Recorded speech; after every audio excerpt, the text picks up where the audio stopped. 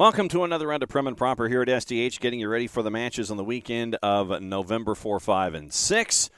We'll go back over the week that was, get you ready for the weekend that will be. We'll hear from some of the coaches and address some of the situations that are going on, specifically Manchester United and what they are going through with their coaching situation, player angst, and investment from other folks. So we'll get into that coming up in just a little bit. Let's go backward before we go forward and get to this particular moment in time. Last week on the board, Friday Night Football had Spurs come out with a 2-1 win at Selhurst Park against Crystal Palace at a -125. On Saturday, Chelsea's woes continue. Brentford 2-0 winners at Stamford Bridge at a +440, one of the bigger results from the weekend on the juice box side. Bournemouth gets a 2-1 win over Burnley at the Vitality. Big win for Andoni Iraola, getting the first 3 points of the season for Bournemouth as they're trying to stay out of the relegation scrap, which Burnley is currently in. Bournemouth got the win at a +118. No real surprise. Arsenal put 5 on Sheffield United, winning by that -769 that was on the board. And Paul Eckingbottom is still in charge at Sheffield United as they are trying to get things sorted out at the bottom of the table. Wolves and Newcastle, one of the surprise results from the weekend on your Saturday. 2-2 draw at a +289. Big result for Wolves and Gary O'Neill. On the 29th, early, it was Everton 1-0 winners over West Ham. We'll hear from Sean Dyche coming up in just a little bit. That win was at a +250. Liverpool put 3 on Nottingham Forest at a -435. Expectations obviously have increased for Evangelinos Marinakos on Steve Cooper with the 40 folks that they have brought into the squad. Nottingham Forest still ahead of pace from last year when it came to their wins and their eventual survival in the Premier League, but losing 3-0 at a -435. Brighton and Fulham a 1-1 draw at a +334 at the Amex. Aston Villa beating Luton Town at a -286 by the final of 3-1. And then Manchester is blue. Manchester City, big result, 3-0 win at Old Trafford at a -161, knocking off Manchester United. So big win to finish things up on the weekend last time out. So what does that lead to the standings? It has a couple of groups. You're starting to get your groups sorting themselves out. Spurs, 4 on the spin, 26 points with a record of 8 wins and 2 draws. Arsenal, 24 points, and they have more goals scored than Manchester City right now by 1, 23-22. They are the same in goal difference, same in points. 23 goals scored to 22. Arsenal is in second. Liverpool is in fourth at 23 points, and Aston Villa is fifth right now, having won 4 of their last 5. They're unbeaten. They have 22 points, 7-1-2 through their first 10 matches. Now, that second group that I was talking to you about, 17 points, Newcastle and Brighton. Newcastle well ahead on goal difference. Brighton, once again, juggling international competition for the first time, and you're seeing what Roberto De Zerbi is having to balance on a weekly basis. They have only 2 points in their last 4 games. 8th place, Manchester United. They have won 3 of their last 5, but it has been hard times off the field as well. 15 points there in 8th place. And 5 wins, 5 losses, nothing in the in-between. West Ham has lost 2 in a row. We continue to talk about David Moyes. 4-2-4, 14 points there in 9th. Brentford has won 2 in a row. They're at 13 points with a record of 3-4-3.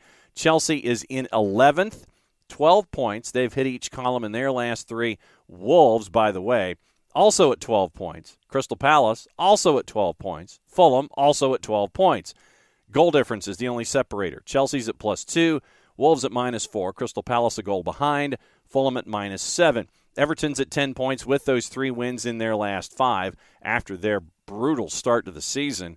They're at 3-1-6 at 10 points ahead of Nottingham Forest, and they are ahead by 1 goal on goal difference. Nottingham Forest only has 3 points in their last 5 matches, by the way. Bournemouth with that first win of the year. Here's that final group, 4 teams in the relegation scrap at the moment. Bournemouth with that first win snapped a 4-game losing streak. They're at 6 points and out of the relegation zone. Luton Town is at 5 points, and they have lost 3 of 4. Burnley has lost 3 in a row, and Sheffield United has not won this year. So 5 points, 4 points, point. So let's hear from the coaches and get you ready for the weekend that will be and the matchups that we've got coming up this weekend with your juice boxes. The early match is Fulham and Manchester United. Fulham at Craven Cottage is a plus 225. Your draw is a plus 266. Manchester United is a plus 122. So let's hear a lot on the situation currently going on. First, what Marco Silva thinks about what's going on with Erik ten Hag, courtesy of Fulham, their own selves. I think a manager under pressure, and even if you are not under pressure from the different stuff in football, I think all of us we like to put pressure on ourselves as well. If everything is calm, we are the first ones that like to put pressure in a different ways. I know what you are asking me is clear. What is the situation? I look in a different way. If you are here in this job, commanding different type of clubs, pressure is a privilege. Of course, the results can help or not to enjoy a little bit more. This is the thing. Of course, if you get good results, it's more enjoyable. You have to be there. Probably the face is different. The smile in the face is different too. But that is football. At the end, is not going to be always sunshine. Sometimes you have some dark days, and you have to be able to handle the situation. About watching TV or read some things. Something that I don't do, to be honest, and some things they arrive on me, but something that I don't do. And of course, I don't know if Ten Hag in this situation is doing the same or not. It's up to him to handle in the way he knows the way to handle the situation. Then, not to be outdone, news coming from off the field and the investment of Sir Jim Ratcliffe, courtesy of our friends at Sky Sports News. Here's Hayley McQueen with an update. Got some breaking news regarding Manchester United and the ownership. A bit more information. Sky News are reporting that Sir Jim Ratcliffe is to commit £255 million from his multi-billion-pound fortune to Manchester United's ageing infrastructure. Now, this is part of a deal to acquire a 25% stake that will be unveiled this month. Now, Sky News can exclusively reveal that Sir Jim, of course, founder of the Ineos Petrochemicals empire, will pledge the investment alongside the acquisition of a shareholding likely to be worth more than £1.25 billion. It's been a woeful week, hasn't it, for Manchester United? Defeat to City at the weekend, a heavy defeat as well to Newcastle in the week, out of the League Cup. So maybe this could be a bit of good news with the further investment into the club. Sources saying today that this £245 million investment would be staggered, with the bulk of it being handed to the club by the end of the year. And they added that it would be financed by Sir Jim personally and would not add to Manchester United's existing borrowing. So that the key line there is going to commit £245 million from his multi-billion-pound fortune to help with this infrastructure as part of this deal to acquire 25% of the club that will be unveiled a little bit later this month. Manchester City and Bournemouth. Manchester City, I guess just to put a number on the board, is a minus 11. Bournemouth to win at the Etihad is north of plus 27.30. Your draws a plus 11.67. Sheffield United and Wolves. Sheffield United at Bramall Lane, big underdog at a plus 289. Your draws a plus 264. Wolves are a minus 101. Newcastle and Arsenal is the late game on Saturday afternoon at 1:30. Newcastle at home is a plus 183, draws a plus 242, and Arsenal is a plus 158. First off, here's Eddie Howe on the injury update with Newcastle. That's our season, especially until Christmas. It's a busy period for us, a lot of games, but we're looking forward to the next one, which is Manchester United. Team news-wise, are you expecting anyone back, bear in mind the stretch squad that you have at the moment?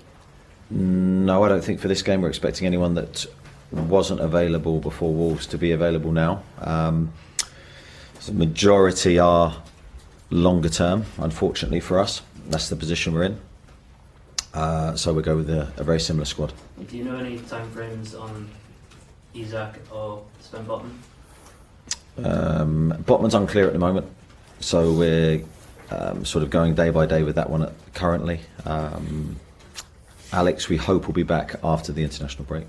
We'll be doing an element of that in the next few games. We'll be juggling minutes. We'll be trying to make sure that we be very competitive. We want to try and compete in every game, but make sure, like I've said before, when players enter the pitch, they're able to give their best.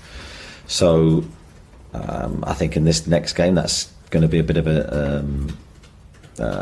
a juggling act for us. But that, I think we do have the players that can be flexible and play different positions. I think it's one of the strengths of our squad, so we're certainly going to utilise that.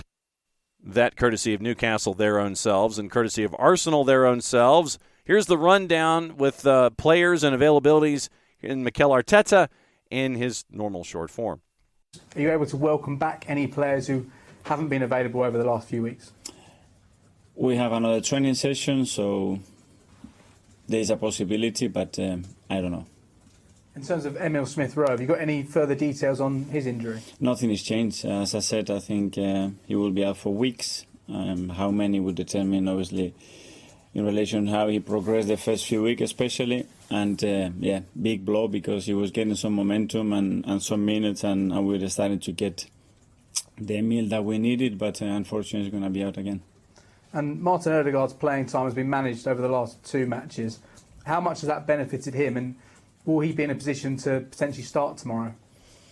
Yeah, we have tried to offload him a little bit because he had a little issue that he was grumbling with. He felt much better in the last few days. We gave him a few minutes against West Ham, which was good to see, and his contribution was really good. And he will train today, and if he's fine, he will be ready. 11 o'clock starts. Brentford is a plus 102, hosting West Ham, who's a plus 266. Your draw is a plus 276. Burnley and Crystal Palace. Burnley is an underdog at Turf Moor at a plus 196. Draws a plus 224. Crystal Palace on the road is a plus 159. At 11 o'clock also, it is Everton and Brighton. Everton at home, an underdog to Roberto De Zerbi at a plus 209. Your draws a plus 286. Brighton on the road, a plus 122. Courtesy of Everton, their own selves. Here's Sean Dyche's thoughts about the upcoming match and their recent good run of form. And getting goals from other positions as well, not just relying on the striker, which is obviously a focus of a striker, but other parts of their game and allowing other players to come in and score goals. So we're pleased with that. It's 5 wins from 7. That was after just 1 win in 6. What does that also say about the mentality of your squad to have recovered the way they have?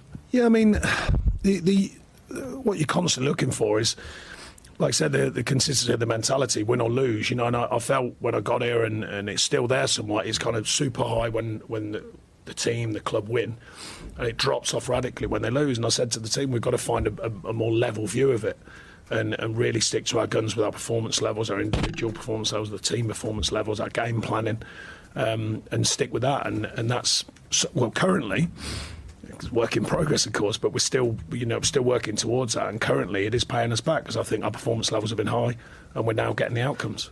Are you seeing more resilience in there as well? I'm thinking, obviously, the victory over West Ham away, the victory over Aston Villa in the Cup away, victory over Brentford away as well. At times you've had to dig in during all of those games. Well, to go back to where I started, when I first came here, I said, respect and admire the past, but build a future. And I think there was, the best teams that have played here had a grittiness, a determination, an edge to their performances, as well as being able to play, as well as being good footballers. And I think we're searching for that, trying to find that combination, because I've said all along, I think there's some talented players here. And the mentality towards being a tougher team, being or a modern tough team, you understand, you can't go around big tackles and stuff like that. You've got to be clever with your toughness, but you've got an edge to your performances. And I think, of course, winning helps with that. But I think the players have been consistent with that and finding that tougher team ethic, if you like. So harder to be beat at one end of the pitch and hopefully causing more trouble for the opposition in the top end of the pitch and scoring goals. And we're beginning to find that balance better. Again, how are you looking squad-wise? How's Seamus? What's his progression? Seamus is going well. He'll hopefully get involved in a game in the under-21s this weekend. He needs some game time, of course, but he's training very well, and I think he's pleased to be back on the grass.